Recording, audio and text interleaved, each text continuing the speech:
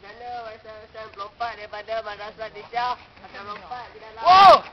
Orange sikit weh. Oh! Ya itu dah. Lompat. Ya! Lompat. Ya! Itu dah.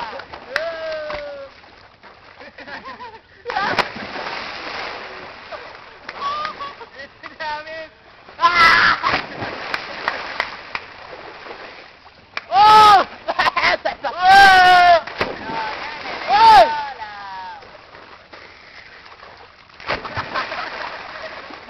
Lagi-lagi sebab tak jadi lah. Boleh kan?